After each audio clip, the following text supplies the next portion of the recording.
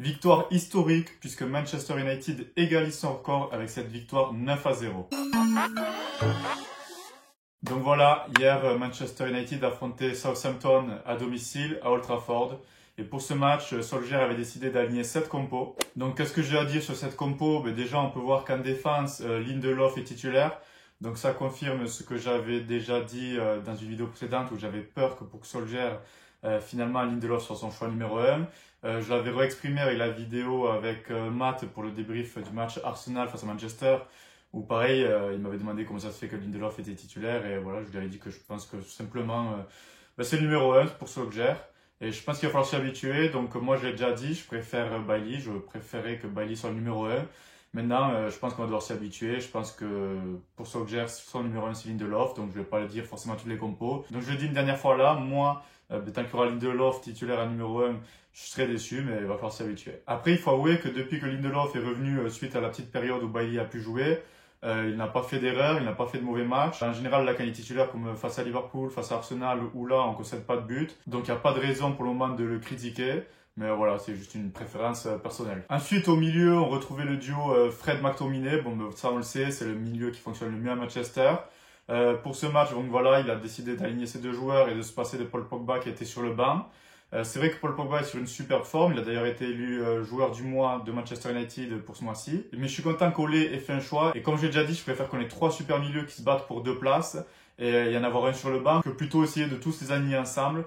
Surtout qu'en général, voilà, quand on a ces deux milieux plus Pogba, ça veut dire que Rashford joue à gauche. Et là, le fait d'avoir fait un choix a permis d'avoir Marcus Rashford sur la gauche avec donc cette ligne offensive composé de Rashford, Cavani en pointe à la place de Martial, ce qui est mérité au vu des récentes formes, et Mason Greenwood titulaire en ailier droit. Donc comme je l'ai dit en intro, Manchester a gagné 9-0, ce qui est une victoire historique, puisque c'est tout simplement le record de Manchester United, sa plus large victoire, à égalité avec le match face à Ipswich en 1995, que moi personnellement je n'ai pas connu. Mais voilà, Manchester United égalise son record. Est-ce que cette victoire n'est pas un peu trompeuse? Cette question, je me la pose et je vous la pose. Parce que le fait du match, comme vous l'avez tous vu, c'est dès les premières minutes l'exclusion du joueur de Southampton sur une grosse faute sur McTominay. Donc exclusion tout à fait logique. Grosse faute, on a pu le voir à la cuisse de McTominay. Le rouge est tout à fait logique, c'est un peu triste pour le joueur, c'est un jeune joueur, c'est sa première titularisation en première ligue. Mais bon, c'est comme ça, c'est les règles et de toute façon je pense que ce match sera un bon apprentissage pour le joueur. Mais c'est le fait du match puisque avec cette exclusion, Southampton n'a finalement pu jouer qu'une minute et demie à 11. Ce qui m'amène justement à me poser cette question. Mais pour moi non, tout simplement non, parce que déjà l'exclusion, un carton rouge, ça fait partie du match. Des cartons rouges, il peut y en avoir dans tous les matchs. Il suffit de voir même juste le match avant d'Arsenal contre Wolverhampton où Arsenal a fini à 9. D'ailleurs, pareil pour ce match-là, puisque Southampton plus tard a joué à 9. Donc voilà, ça fait partie du foot. Et en plus, le carton rouge est amplement mérité. Mais en plus, avec ce carton rouge, Southampton, c'était sûr qu'ils allaient défendre en bloc bas et être forcément à 10 tout derrière en espérant essayer de chercher le nul et pas prendre de but. Et pourquoi pas jeter sur un ou deux contre. Donc le 9-0 finalement il n'était pas premier à Manchester. En plus on le sait, Manchester son défaut c'est justement d'évoluer contre ses blocs bas. On est très fort en transition mais dès qu'on doit jouer contre des équipes plus reculées comme ça, on a plus de mal et c'est souvent là où on est critiqué. Donc justement c'était un bon test. Je me suis dit là forcément il n'y a plus de secret sur le match, on va devoir attaquer face à un bloc bas. En plus face à une équipe de Southampton qui fait quand même une belle saison. Donc voilà, le score n'était pas acquis. Je me suis dit peut-être qu'on va tomber dans un match un peu ennuyant ou peut-être Manchester va s'en sortir en gagnant peut-être 1 ou 2-0. Mais finalement non, 9-0, énorme score, énorme performance de tous les joueurs. Franchement, rien à redire. Manchester a marqué vite, ce qui a permis de pas douter. On a vite tué le match, ce qui a permis aussi de se mettre à l'abri. Donc en fait, on n'a laissé aucune chance à cette équipe de Southampton. Et ça, il faut le souligner. Et comme je l'ai dit, dans combien de matchs il y a des exclusions. Et pourtant, on ne voit pas des 9-0 tous les jours, donc il faut aussi le souligner. Manchester a fait quand même le match parfait face à une équipe à 10. On a vu des buts sur des centres, on a vu l'apport des latéraux qui est très important justement face à un bloc bas comme ça. On a vu des buts sur des frappes de loin et le but de McTominay.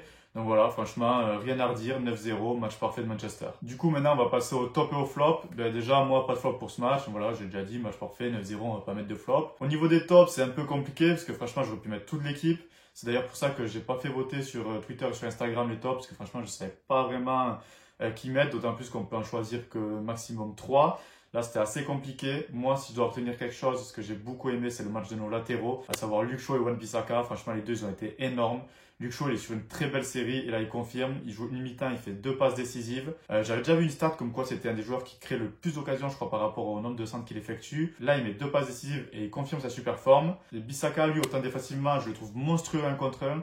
Autant offensivement, moi, il me frustre un peu. Je le trouve pas assez bon techniquement. Mais aujourd'hui, franchement, il a fait un super match. Il met un but et une passe d'aise. Donc, ça a souligné pour Bissaka. Face à Arsenal, déjà, il aurait pu faire une passe décisive si Cavani la met au fond. Donc, c'est bien. Il y a du mieux. Je pense que ça sera jamais un grand joueur technique offensivement qui va mettre des galettes aux attaquants. Mais il a montré sur des derniers matchs qu'il peut quand même centrer. Ça reste un footballeur pro, ça reste un bon joueur. Je pense qu'il peut mettre de bons centres. Et surtout, avec ses qualités, justement, qu'il exploite en défense, ses qualités de vitesse, sa vivacité, sa force physique aussi, il peut clairement faire mal offensivement. On le voit souvent, il arrive à se projeter justement avec cette vitesse, réussir à faire des différences. Mais au moment de centrer, il lève la tête. On voit que là, il met trop de temps. Souvent, il met un peu de temps, il réfléchit. Je pense que le fait de techniquement être un peu en dessous, il sait lui-même, je pense qu'il commence à douter et il essaye trop de s'appliquer pour faire le bon centre ou chercher la bonne solution. Et finalement, il perd son avance. Moi, c'est un peu ce que je reproche.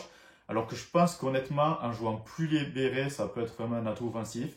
Je pense que son point fort, ce sera toujours la défense, mais offensivement, il peut clairement faire mal. Je pense juste qu'il faut qu'il se libère plus. Et avec des matchs comme ça, et la confiance qu'il engrange, je pense que ça peut être possible. Dès qu'il a pris l'avantage, il faut qu'il centre, qu'il la mette sans réfléchir, qu'il se pose pas la question, est-ce que je réussis mon centre ou non. Franchement, tu fais la différence, tu centres, et moi, je suis sûr que tu vas pouvoir apporter comme tu l'as fait sur ce match. Ensuite, le match de McTominay, bon, ben voilà, le milieu Fred McTominay, ça a très bien marché. Mais après, Fred, il a été mis en latéral gauche sur la seconde mi-temps.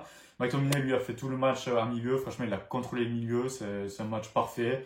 Bon, après ça, il n'y peut rien, mais c'est lui qui obtient le carton rouge. Ensuite, il marque un but aussi en dehors de la surface. Il commence à nous habituer à ce genre de frappe. Donc ça, c'est bien aussi. C'est bien qu'on ait l'apport des milieux défensifs qui puissent marquer des buts.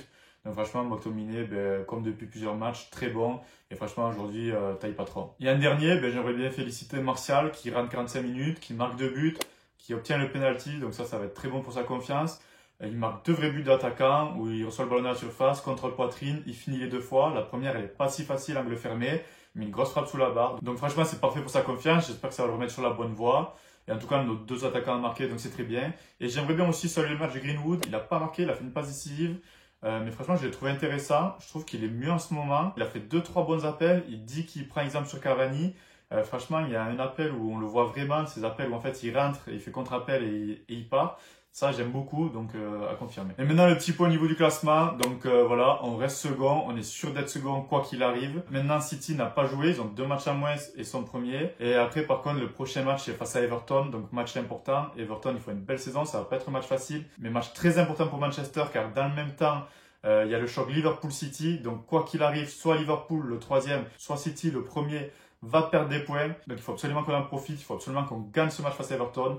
Personnellement, moi j'y crois, on a gagné le match aller. Il faut enchaîner, on s'est bien relevé après ces 2 matchs sans victoire avec une énorme victoire 9-0.